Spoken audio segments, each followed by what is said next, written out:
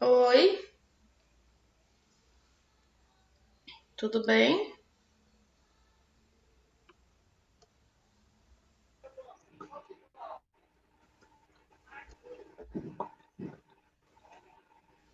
Boa tarde, Boa tarde. tudo bem com Boa tarde. vocês? Tudo bem?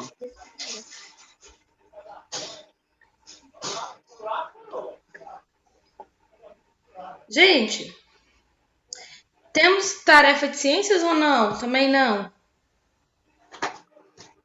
Não, né? Não, Tô olhando aqui o livro.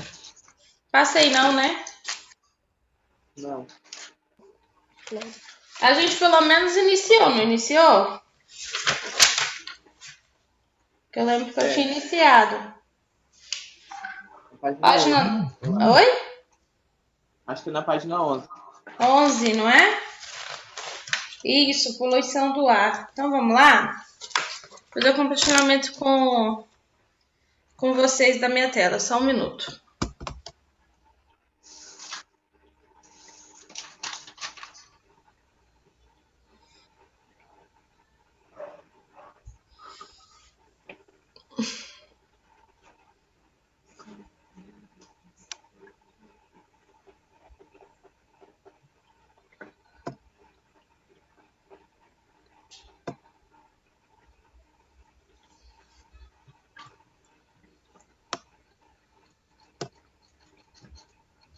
Vocês já estão vendo minha tela?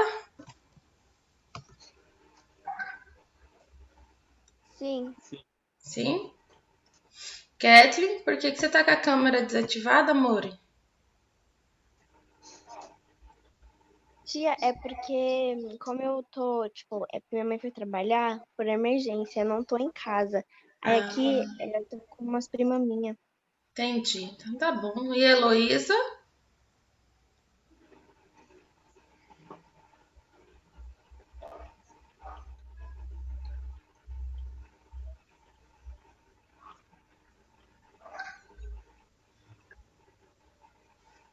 Vamos lá?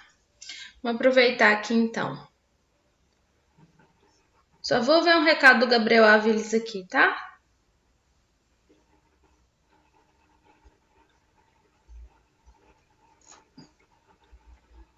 Página 11, vamos falar da poluição do ar. Tô na 4. Deixa eu consertar aqui a página certa. Todo mundo tá com o livro?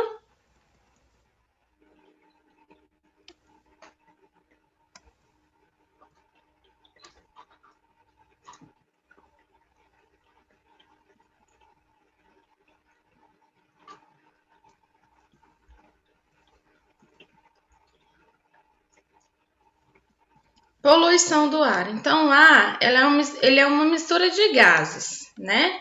Inclusive, eu acho que eu comecei isso aí. Deixa eu ver. Começou, tia. Comecei. Eu falei do ar, eu lembro que eu disse.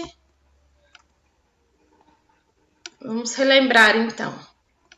Aí, eu falei que no ar tem o gás ozônio, que é responsável pela proteção dos raios solares, dos raios ultravioletas. Relação entre os tipos de poluição. Agora a gente vai ver quais são os tipos de poluições que tem, né? Então a gente falou da poluição que pode causar danos simultâneos e diferentes recursos naturais. Então a gente tem a poluição do solo, né? Nesse exemplo, a gente não pode se limitar apenas ao solo, porque também o solo sendo contaminado, ele pode afetar todos os recursos que tem sobre ele, como por exemplo a água e o ar também. Os resíduos sólidos que são descartados de maneira inapropriada, a gente pode liberar chorume. Chorume é um líquido que é resultante da decomposição de restos de alimento. De descartes sanitários e também de outros materiais, tá? Ele possui um cheiro fortíssimo, de cor escura, e ele tem muita quantidade de matéria orgânica que penetra o solo. Isso aí ele pode se espalhar no solo inteiro. O solo, quando ele é contaminado com chorume, quando ele é próximo ao rio, ele pode contaminar o corpo d'água subterrâneo que tem, e com isso essa água ela fica contaminada, tá? Já os compostos que estão no ar também podem se dissolver na água, também poluir essa água. Por exemplo, quando uma fábrica ela começa a emitir poluentes que passam pelas correntes de ar, né, por quilômetros e quilômetros de distância. A poluição de um rio também ela pode afetar vários fatores ao seu redor. A água contaminada ela pode unir nos rios, que desaguam nos oceanos, que vai transportar todos esses poluentes contaminados, entre outros ambientes aquáticos. Vocês viram que a poluição ela começa pequena e ela se torna um problema de grande magnitude? Então, por exemplo, olha aqui a foz do rio Ipujoca, no livro de vocês. Vocês sabem o que significa foz, né? É o encontro de dois rios, tá? De dois corpos d'água.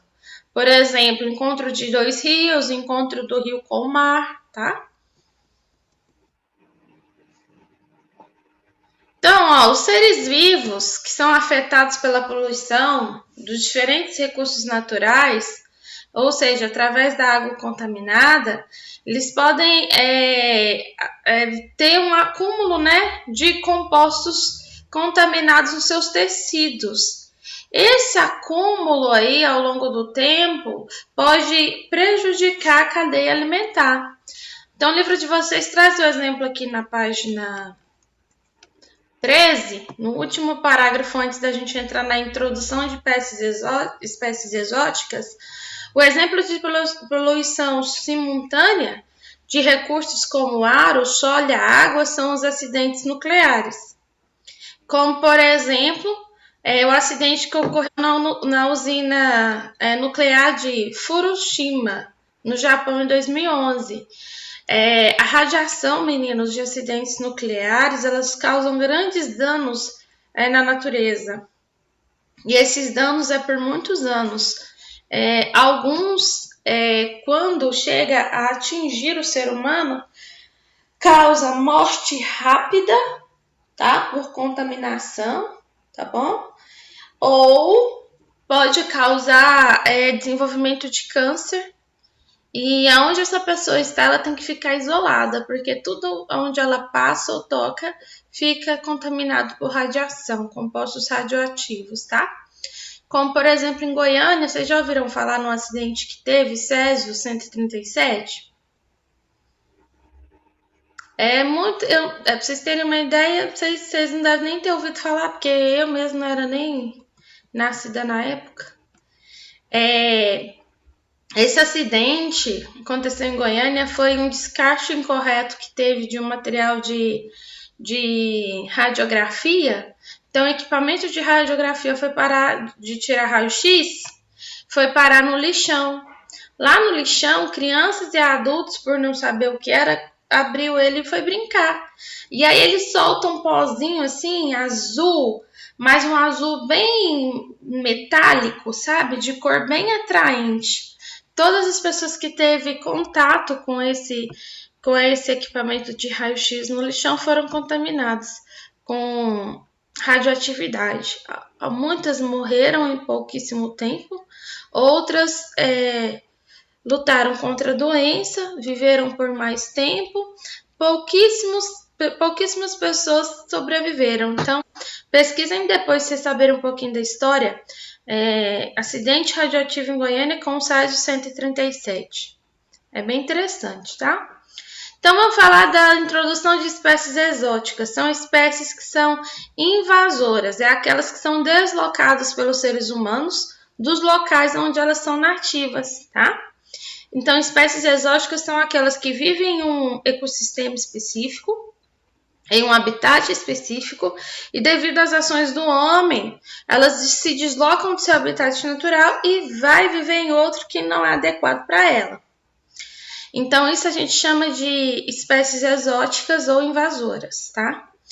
Então, onde ocorre naturalmente, né, para outros locais onde elas não habitam. Então, marque esse primeiro parágrafo aí.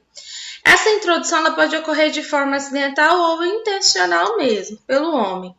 Nesse novo ambiente, essas espécies vão encontrar novas fontes de alimento, novo habitat, seres vivos e fatores abióticos, e geralmente vão causar aí grandes impactos ambientais àquele ecossistema.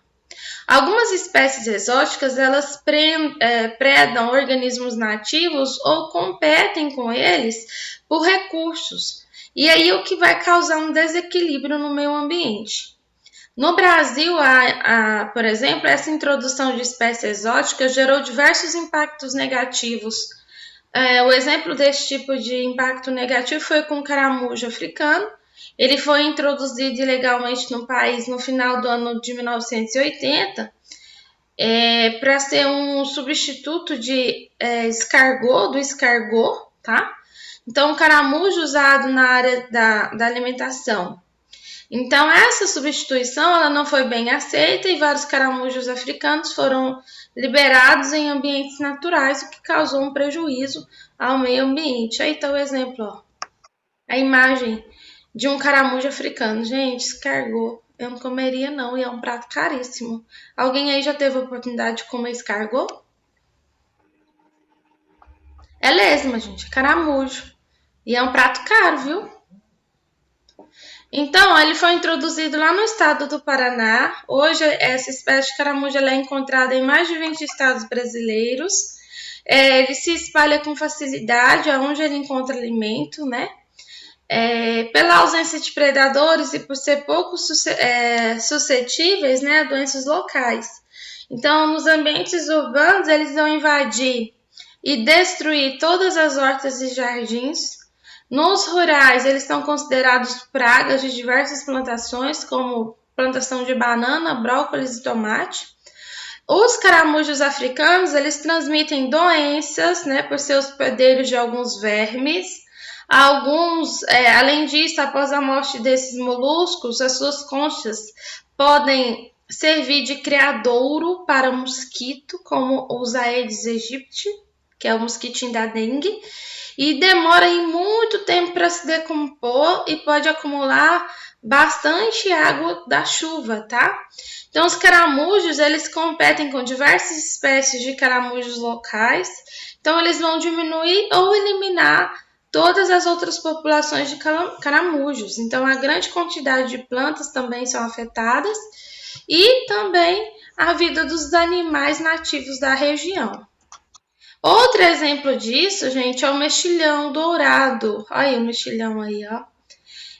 Originário da Ásia, ele é uma espécie que foi introduzida no nosso continente de forma acidental por meio dos navios que foram carregando animais da Argentina e depois vieram para o Brasil. Então, essa espécie também está espalhada por diversos estados. Esses mexilhões aí têm grande capacidade de reprodução, além de não ter praticamente predadores no Brasil para eles. Então, eles se espalham muito rapidamente, eles se desenvolvem rápido também, a forma jovem deles se fixa a uma superfície, a formas grandes aglomeradas desses mexilhões aí.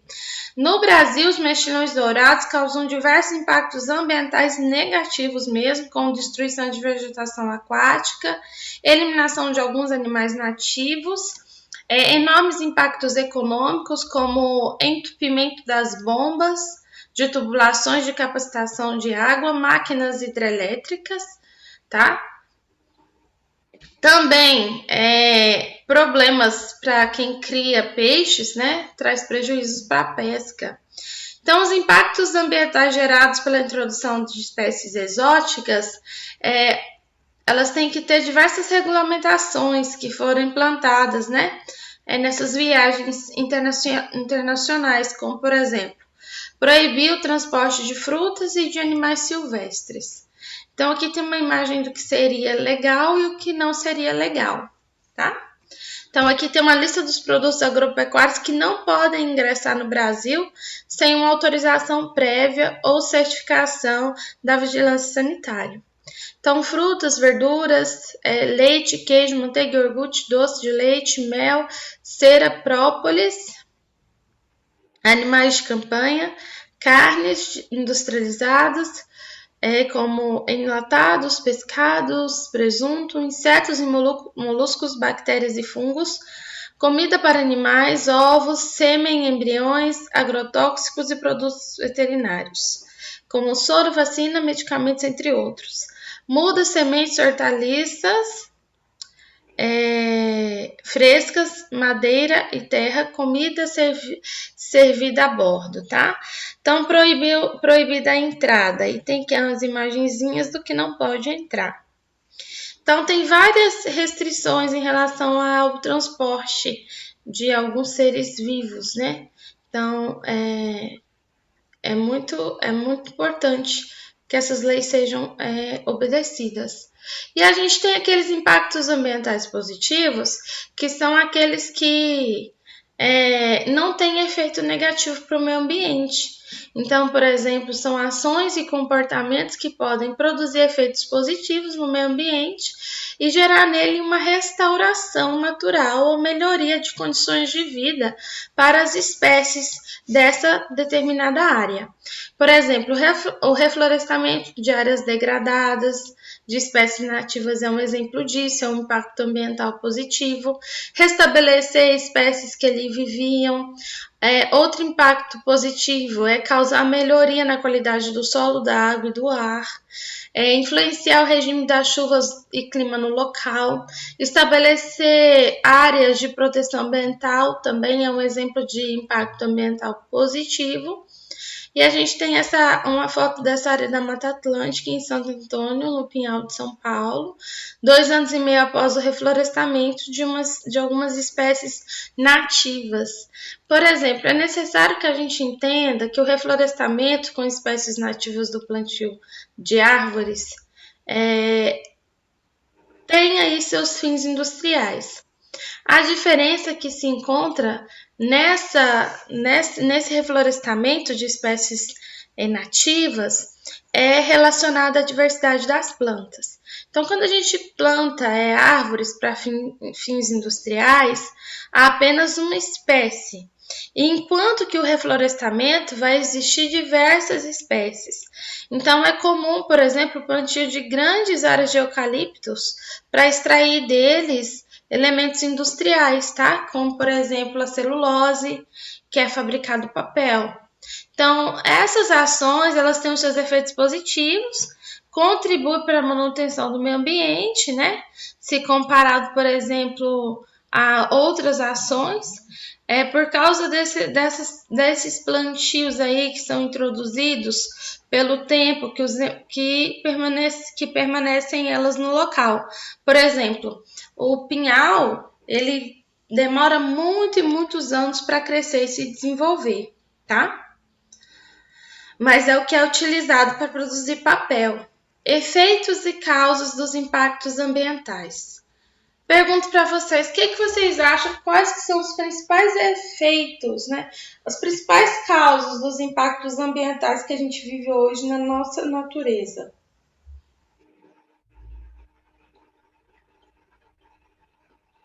Alguém ouviu, entendeu a pergunta? Tia, o grande desmatamento que acontece hoje em dia? Grande desmatamento é uma grande atividade que causa. Tem uma outra atividade exercida pelo homem que causa esse impacto ambiental de forma grotesca, assim, grande mesmo. Além do desmatamento, é o quê? A queima? Sim, mas a queima traz um impacto ambiental, mas ela pode ser ou natural ou não, né? Mas qual é a outra atividade como desenvolve na natureza que causa um impacto ambiental grande? Tia, eu não sei, mas aquecimento global? O aquecimento global é consequência dessas atividades. O Vitor Gabriel falou uma, que é o desmatamento, mas tem outra. O desmatamento ele acontece para intencionar uma atividade importantíssima para o homem, né? Falando economicamente. Vou reformular. Quais são as duas principais atividades exercidas no Brasil hoje, voltadas que causam impacto na natureza? As duas principais. Ô tia, eu acho que é a ampliação de agrotóxicos, eliminar pragas que atacam as plantações. Isso, a agricultura é uma. A agricultura, que é o uso excessivo de agrotóxico. Junto com a agricultura, o que acompanha? É forte no nosso estado. Ô tia, a hidrelétrica que faz as águas matam os peixes também, né? Sim. Mas, sim, tudo que vocês estão citando é certo, mas eu quero as duas principais atividades econômicas. Já aprendeu o cabelo? Hã? A pecuária Isso, que é muito forte no nosso estado até. As duas principais atividades que causam impacto ambiental grandioso no meio ambiente é as atividades agropecuárias e a agricultura, tá? Anota isso no cantinho do livro aí, tá bom? Pra vocês terem uma ideia, quando eles constroem, causam esse desmatamento, eles fazem com que o homem provoca uma migração de várias espécies nativas para outras regiões para sobreviver, tá? Então, a construção de hidrelétricas é um grande problema. Então, quando a gente analisa essa extensão de impacto ambiental, a gente vai olhar a aplicação de agrotóxicos para eliminar pragas das plantações. Isso faz com que o solo fique contaminado. Uma vez que o solo contaminado pode contaminar a água contaminada pode contaminar o ar atmosférico, e assim vai virando aquela bola de neve, né? Por exemplo, quando os agrotóxicos são usados de maneira adequada, o impacto ele não é grande. Mas quando ele é usado inadequadamente, o impacto é grandioso sobre o meio ambiente, tá bom? Sem contar a contaminação da pessoa que também manuseia. Acontece muito isso. Então, outro fator, né, que a gente tem que considerar é o desmatamento, como foi falado, né, que causa a extinção aí até mesmo de algumas espécies. O livro não traz, mas também as atividades agropecuárias, tá? Então, aí a gente tem aí também a extinção de espécies causadas por fatores como a poluição, como a caça descontrolada, pesca predatória, tá?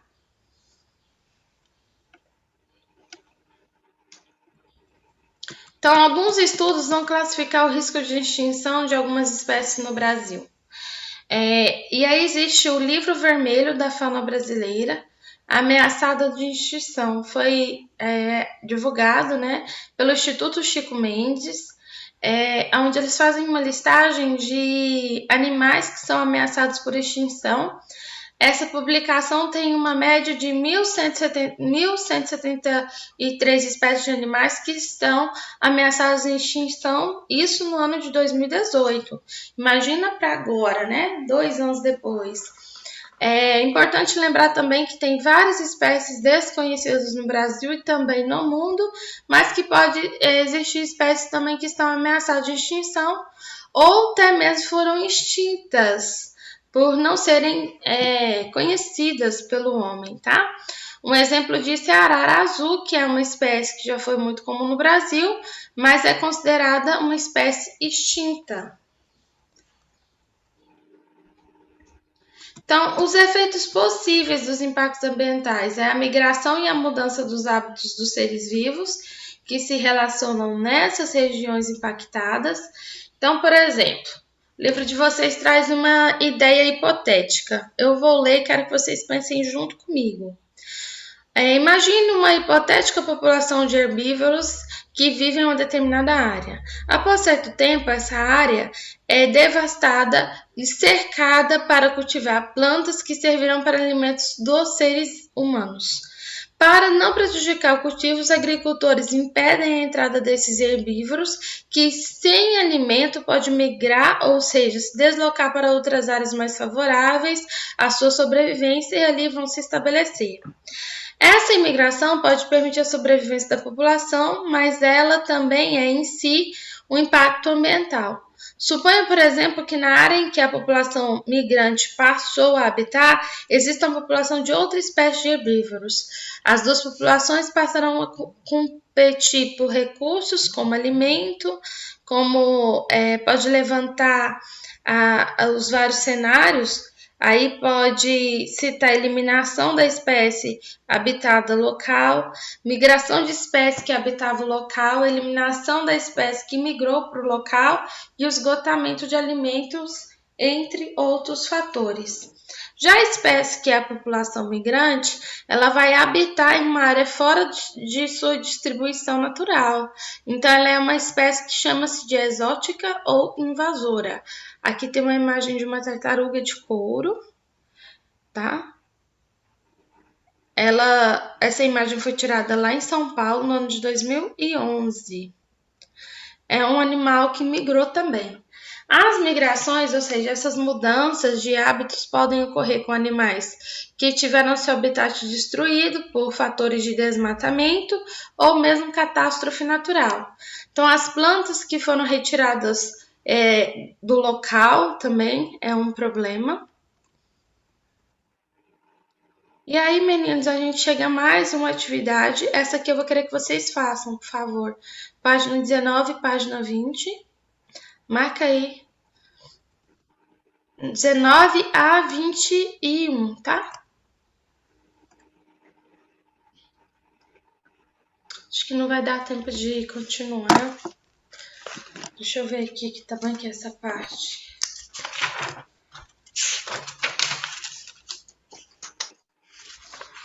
Eu tinha anotado onde era para mim continuar. Voltei só um pouquinho.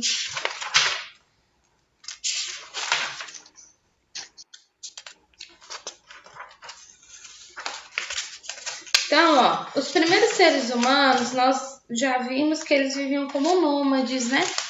Então, eles caçavam, eles coletavam alimento, eles não viviam muito tempo em um mesmo local, por isso eram nômades. Então, quando esgotavam os recursos naturais, eles migravam para outra região. Cerca de 12 mil anos atrás ocorreu a chamada Revolução Agrícola. Foi quando os seres humanos começaram a desenvolver a agricultura e passou a se fixar em determinadas regiões, né? E, inclusive, alguma delas é possível se cultivar alimento. Então, desde o início da humanidade, é possível a gente ver que os seres humanos eles alteram o ambiente de acordo com as suas necessidades para sobreviver.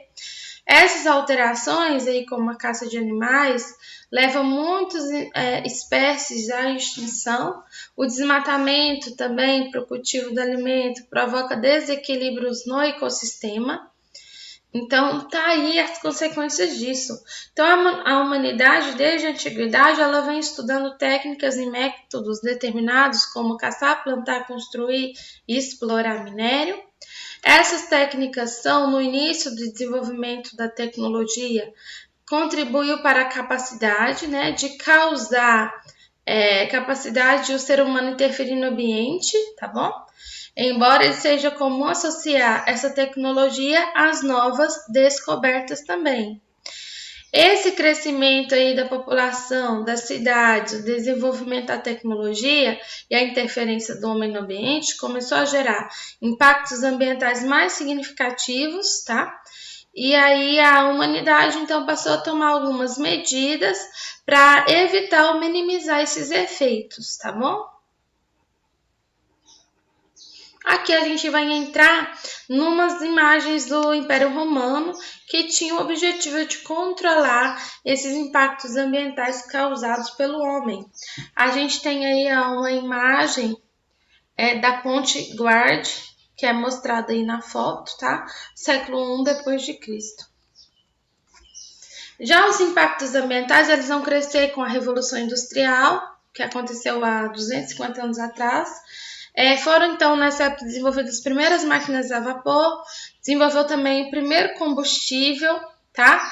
Então, a emissão de poluentes, né, com gás carbônico, o saldo tá acabando, aumentou significativamente, e é isso que tem causando, nos dias atuais, esse aumento de temperatura, a nossa prevenção dos raios ultravioletas na atmosfera, que está cada dia que se passa menor, devido também a perca de ozônio na atmosfera, tá?